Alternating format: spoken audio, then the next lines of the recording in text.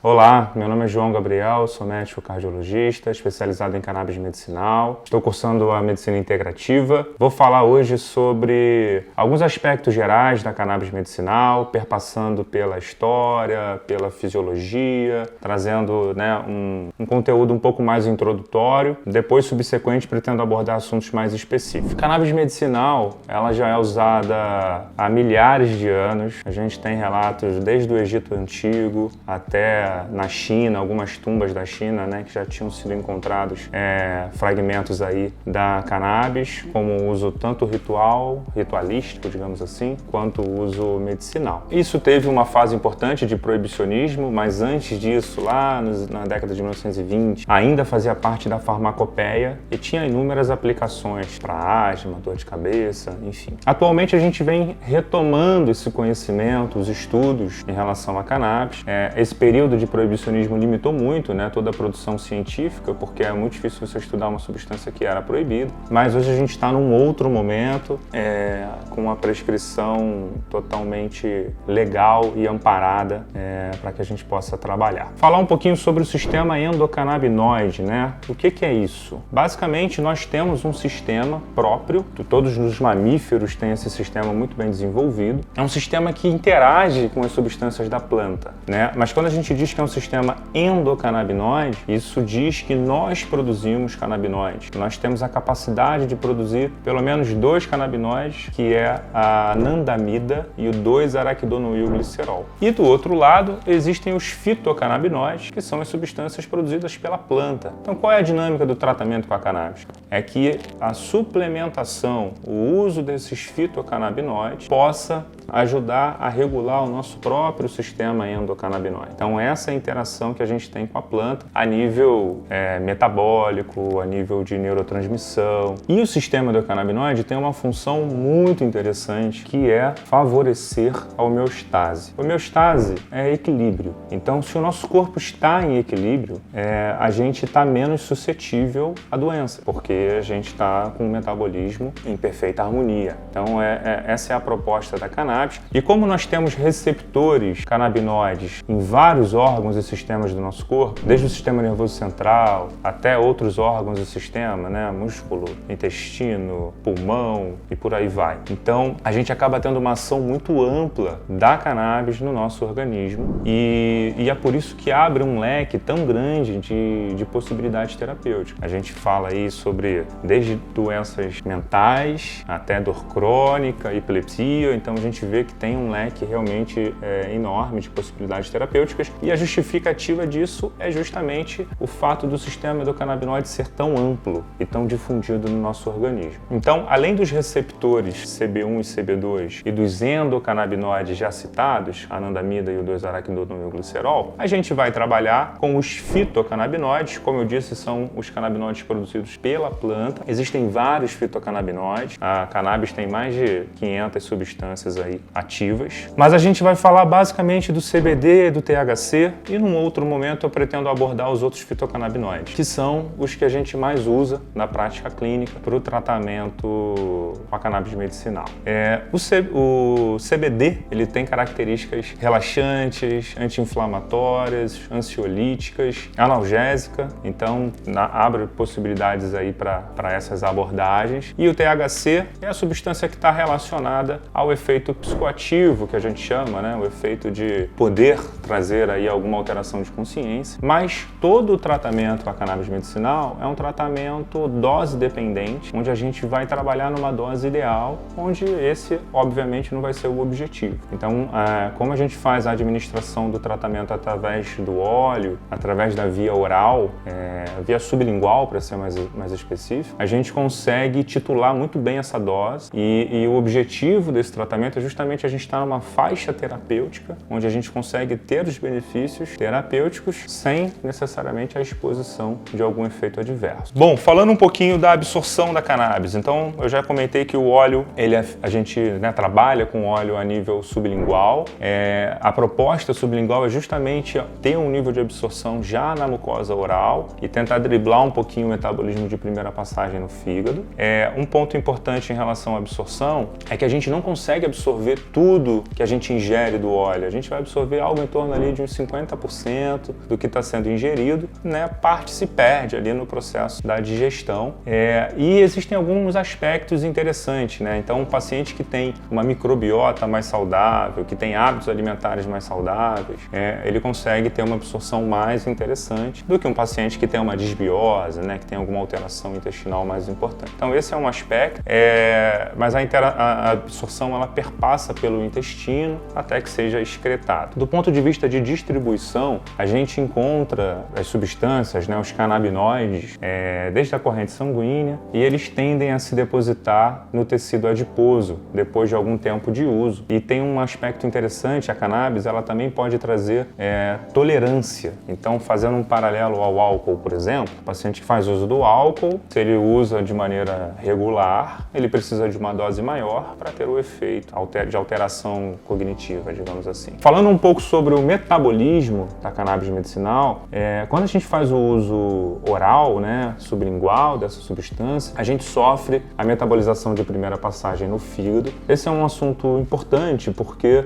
como a cannabis ela é metabolizada pelas enzimas do citocromo P450, dentre outras enzimas hepáticas, isso pode concorrer aí com interações medicamentosas. Então é sempre importante a gente estar ciente das medicações que o paciente está fazendo para poder ter esse entendimento de uma eventual interação medicamentosa. Muitas vezes um efeito adverso que o paciente pode vir a ter com o tratamento pode estar mais relacionada com uma eventual eventual interação medicamentosa do que propriamente ao tratamento por si só. Então esse é um ponto importante que a gente precisa estar atento. Além de monitorar as enzimas hepáticas, também é de bom tom. E a eliminação dessas substâncias se dá tanto pelas fezes, né, quanto pela via urinária. Então são metabólitos distintos que podem ser encontrados aí. E aí fica um ponto importante, né? Existem algumas profissões, como por exemplo, piloto de avião, motorista, alguns pacientes funcionários públicos, que passam por exames de doping, até o caminhoneiro, por exemplo, né? Atualmente tudo isso é solicitado. Então, para essas profissões, a gente precisa realmente ter um certo cuidado com o THC, porque esse THC ele vai ficar circulando tanto na corrente sanguínea quanto na urina, dependendo do tempo do intervalo, né, entre a última dose e a coleta do exame. Então, existem alguns perfis de profissionais que a gente precisa trabalhar com óleos isolados para garantir que não vai ter complicações desse tipo. Até mesmo atletas de alto rendimento, antes de uma Olimpíada, antes de uma prova, precisa trocar para um óleo isolado, de maneira que tenha acesso só ao CBD. Aí fica uma curiosidade, né? Nas últimas Olimpíadas foi amplamente usado o CBD, justamente pela sua capacidade de recuperação muscular e de diminuir também a ansiedade, favorecendo ali um rendimento do atleta. O sistema endocannabinoide, ele interage com vários outros sistemas e existem várias práticas e hábitos que também ajudam na modulação do nosso próprio sistema endocannabinoide. Então a gente está falando de práticas saudáveis, atividade física regular, meditação, dieta equilibrada, né? Uma dieta mais direcionada à base de plantas, aromaterapia, são práticas aí que podem compor e ajudar a modular o sistema endocannabinoide, acupuntura, contato com a natureza. Contato com a natureza, até uma curiosidade, tem estudos japoneses que corroboram, né, que o paciente que tem um contato com a natureza, ele tem uma satisfação maior, um nível de neurotransmissores aí mais equilibrados. Então a gente vai perdendo um pouco isso, mas tudo isso de certa maneira contribui com a modulação do nosso próprio sistema endocannabinoide e isso também traz sinergismo quando a gente vai fazer um tratamento com a cannabis medicinal. O tratamento com a cannabis medicinal, ele não tem só os fitocannabinoides ali. A gente vai encontrar basicamente 3 tipos de óleo que a gente pode trabalhar e isso vai ser naturalmente escolhido pelo profissional dentro do perfil de cada paciente. Então vou abordar um pouquinho sobre isso, é uma curiosidade interessante. Eu falei que o paciente, um piloto de avião ou algum atleta de alto rendimento precisa tomar cuidado com o THC, e aí que vem essa possibilidade terapêutica aí com 3 tipos de óleo. A gente pode ter o óleo isolado, que é um óleo onde você só vai ter uma substância ali, isolada, né, como o próprio nome já diz. A gente tem o óleo Broad Spectrum, que é um óleo onde você vai encontrar todas as substâncias, no sentido ali dos flavonoides, terpenos da planta, com exceção de alguma outra. Então a gente pode ter um broad spectrum de CBD, onde a gente vai ter o CBD e as outras substâncias da planta, com exceção do THC, por exemplo. Então esse é um segundo perfil de óleo. E o terceiro perfil de óleo é um óleo full spectrum. É um óleo que de fato tem todos os componentes da planta, inclusive um pouco de THC. Isso pode variar desde doses baixas de THC, como um full spectrum 0,3%, onde você só tem em torno de 0,3% de THC, ou até formulações equilibradas, 1 para 1, metade do óleo é CBD, outra metade é THC, entre outros. Aí tem uma infinidade de opções aí. É claro que o profissional vai estar escolhendo dentro da demanda do paciente, dentro da possibilidade terapêutica individualizada. Outro aspecto muito interessante quando a gente fala do sistema endocannabinoide, a individualidade de cada pessoa. Cada um de nós tem um sistema endocannabinoide único, igual uma impressão digital. Ou seja, eu tenho o meu, você tem o seu, e isso faz com que não exista uma dose padrão. Não é igual aquela de pirona que todo mundo vai tomar 500 ou 1 grama e vai ficar bem. A gente precisa descobrir qual é a dose do paciente. E isso faz com que a gente precise de um acompanhamento mais próximo, né? Com consultas mais regulares. Pelo menos nesse primeiro começo, né? Nesse primeiro momento, digamos assim, do tratamento, a gente entra nessa fase de titulação de dose. Então, quando a gente vai titular a dose, a gente tem 2 caminhos. A gente normalmente começa com uma dose baixa, vai progredindo essa dose, observando as respostas terapêuticas do paciente e monitorando eventuais efeitos adversos. Existem exames hoje em dia, testes genéticos, você faz através da mucosa oral, onde você consegue estudar a velocidade de metabolização do paciente. Então, através do teste genético, a gente vai ter esse entendimento se esse paciente metaboliza mais rápido ou mais devagar o THC, por exemplo, se ele metaboliza mais rápido ou mais devagar o CBD, e isso vai dando pistas e ajudando a direcionar essa otimização de dose, ajudando a escolher o perfil do óleo. Então, são basicamente dessas maneiras aí que a gente aborda, né, do ponto de vista da prescrição, e eu acho isso muito interessante, o fato da gente não ter uma dose padrão, é uma dose extremamente individual para o paciente. Rafael Mechoulam foi um grande pesquisador que desvendou os canabinoides, né? Ele conseguiu isolar o THC, conseguiu isolar o CBD. Ele fez um experimento muito curioso, né? Porque ele conseguiu fazer isso na casa dele com alguns amigos, onde ele fez um bolo de maconha e distribuiu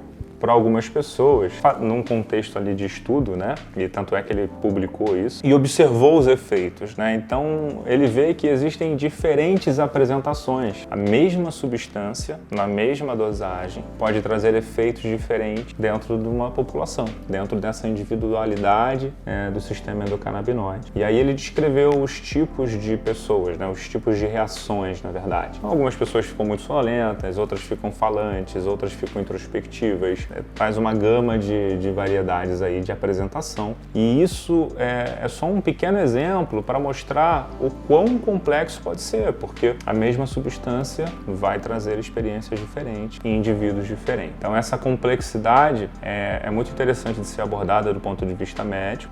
Fica essa sensibilidade, né, do médico prescritor em escolher o melhor perfil de produto, a melhor abordagem, a melhor titulação de dose, mas a gente tem encontrado excelentes efeitos terapêuticos nas mais variadas aplicações aí da cannabis de maneira geral. Todo o tratamento, e a cannabis se inclui, né, nesse aspecto, existem pessoas que vão responder muito bem, existem pessoas que vão responder parcialmente e existem pessoas que são não respondedoras ao tratamento. De maneira geral, 70% dos pacientes respondem bem ao tratamento com a cannabis. Existem uns 30% de pacientes não respondedores. E é claro, a gente precisa entender também se tem algo que possa ser melhorado quando o paciente paciente não responde, né? Será que a gente melhorando a dieta, a gente consegue melhorar a absorção desse produto? Será que a gente consegue modular melhor esse sistema endocannabinoide de alguma outra maneira? Então, esse é um outro desafio para essa pequena parcela de pacientes que não responde de uma maneira ideal. E às vezes a gente precisa mudar o tipo de óleo também. Pode ser que aquele óleo não esteja fazendo o efeito que a gente esperava, então a gente tenta mudar um pouco o perfil e otimizar o tratamento da melhor maneira. Então quero agradecer